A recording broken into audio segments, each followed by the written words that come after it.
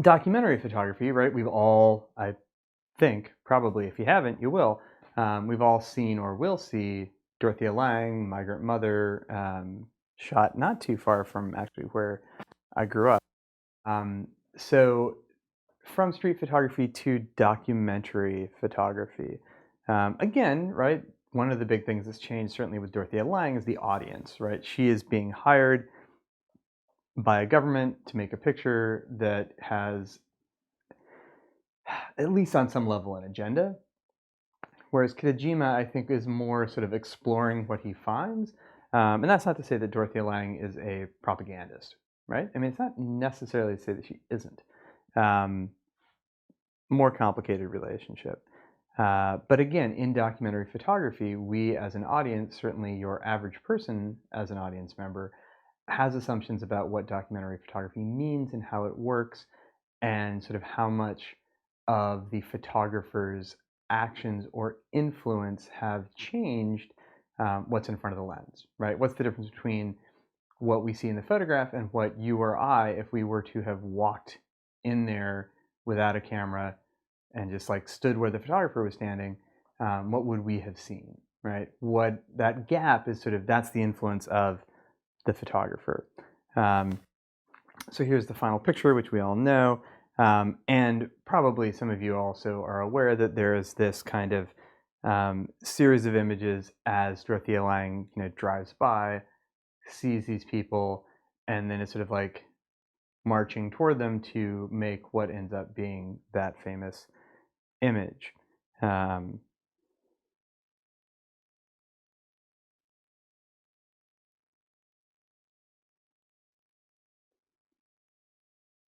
Right. So even just from that first image, right, that image where she is like walking across the field, we sort of understand that there is some degree of give and take between the subject and the photographer, right? We're not in a busy, crowded street. She's not just walking by and like,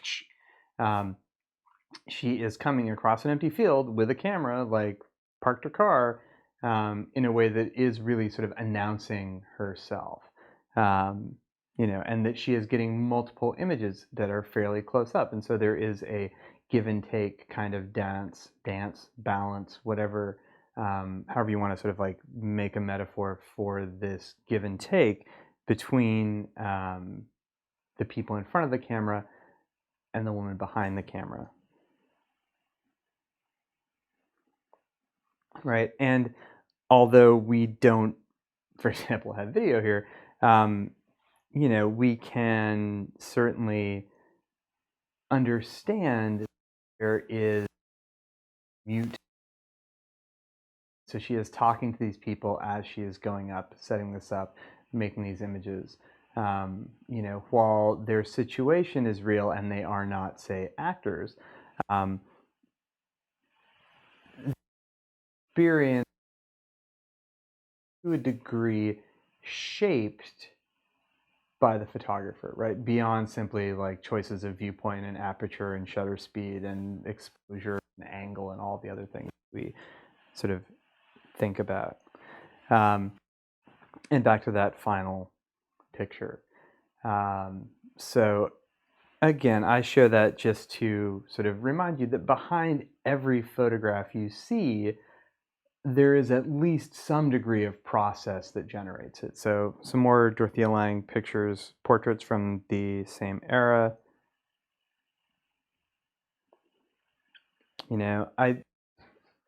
Susan Sontag has a bunch of fucking books. Susan Sontag has some essays that she wrote. I don't know, she writes a lot. She did. Now she's dead. Has some writing, blah, blah, blah. Has a writing piece. Let's start that over. Susan Sontag has an essay where she talks about, or I think it's her, maybe it's somebody else,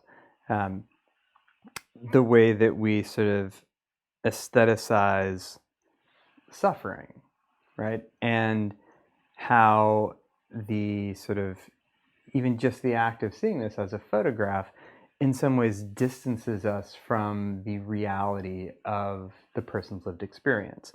Like this person, right? I can be like, oh yeah, they're kind of good looking. They have these cool glasses. Look at that kid. He's kind of cute, right? Like this old timey thing, whatever, whatever. But like their life is going to hit, right? This was not like fun, happy times, right? This was like the worst you can have, right? And here you go, right? And so the fact that the photograph is a nice photograph in some ways diminishes our ability to understand their suffering. Again, right, it's a photograph, it's documentary. We assume that it is showing us something which is real for a given value of real. But we also understand this person is there looking at the camera, that there is a degree of being mediated, right? There is some like interaction that has happened that has made this not the same as it would have been without the presence of the photographer. And once we know that, once we think about the fact that the photographer has changed it, we can start to think about how and why. And as photographers, we can think about like, okay, if we are there and inevitably by being there, we do change it, how do we want to change it? What do we want to make it say? How can we make it say something that is real, even if it is not sort of unmediated? Keep saying that word, right? Even if it's not something that is the same as us not being there, how can it still be true, right? How can we make that picture? Perhaps the picture that we make is in some ways more truthful than it would be without our presence, right? This juxtaposition of like, next time, try the train and relax, right? With these guys who are like, that's not a fucking option open to me. Right? The photograph does that in a way that us being there, it's not as arresting. Japanese internment camps during World War II, where, government basically rounded up a bunch of people, took away their stuff, essentially kidnapped them, and threw them in barracks. Right? This picture, right? This picture, it's like,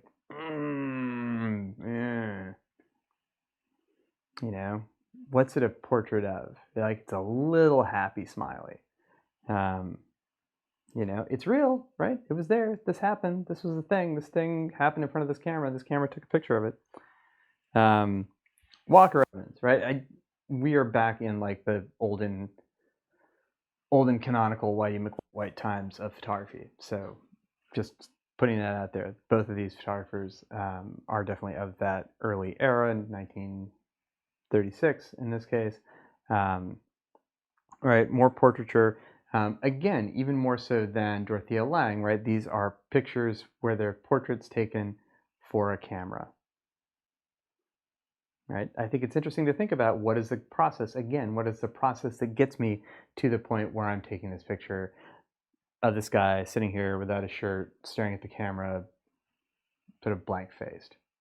How does something that Tim Soder brought up in his lecture, how does the fact that now we are aware of cameras all the time being everywhere and we see those pictures that result from those cameras being everywhere, how does that change our willingness to be photographed, right? The fact that we know that that picture could be seen by 1 million people rather than these people who probably assume that, maybe some people would see it, maybe not.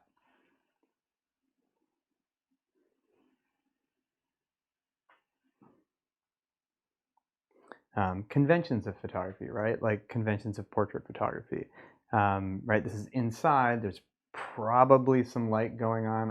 Like light being brought in. I don't know. Maybe not. I guess not.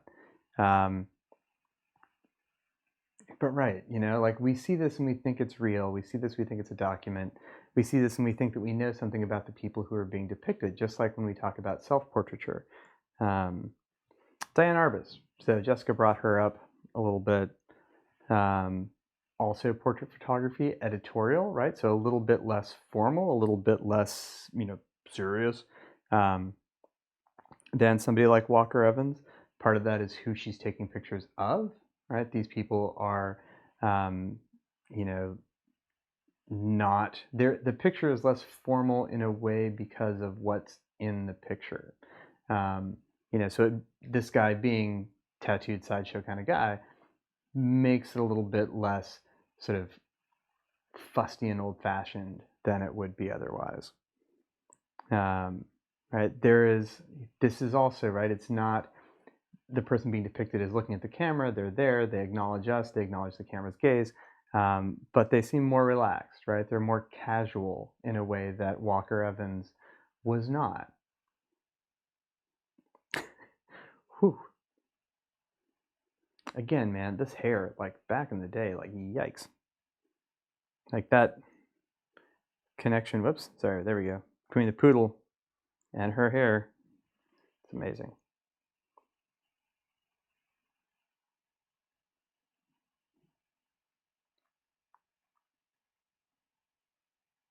Sword swallower.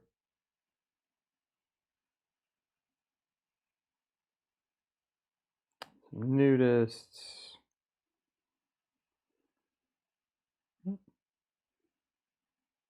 So again, like thinking about this continuum between street photography, documentary photography, this is editorial, right? It's going in a magazine. It still has a newsishness to it.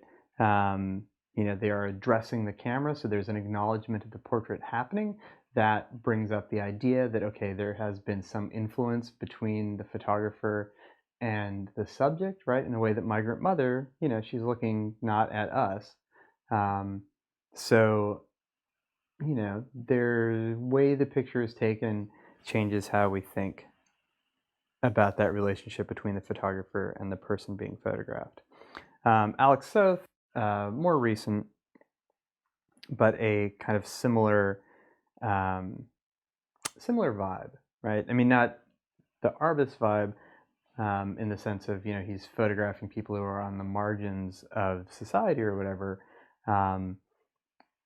but that they feel like he's photographing regular people and they're addressing the camera and he's like in a space and that space is real and these things are really happening and he hasn't constructed it all for us, right? People are also doing things. Like if you think about the Walker Evans pictures, right? They're like, I'm standing in front of a wall, I'm sitting in a room, right? They weren't doing anything. They were posing for pictures.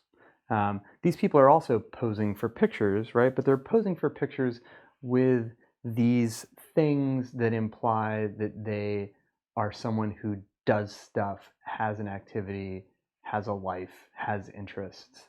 So they're posing in places that say something about them in an active way or in a way that starts to be active, that suggests kind of like a story going on around them. And that I think is really interesting, right? That I think is different from what Walker Evans is doing, is similar to what Diane Arbus was doing. Also feels like the people in the pictures have some agency in the way that they're being shown, right? That they are not completely at the whim of the photographer, right? Again, how the fuck does he get into these situations, right? There's a great documentary video about him with his process, and you see that is more, he is doing more to make the picture, right? Like actively cause the picture to happen, right? To get everything correct, right? Because he's shooting with this big camera in this case. It takes a lot of effort on his part to have the picture be the way that he wants, and so there is more intervention than perhaps there seems at first. But still, right? Like he's navigating this interpersonal space between himself and the person who he's taking to try to make a photograph. And I think that he is, at least to a degree, the idea of that photograph not being a lie.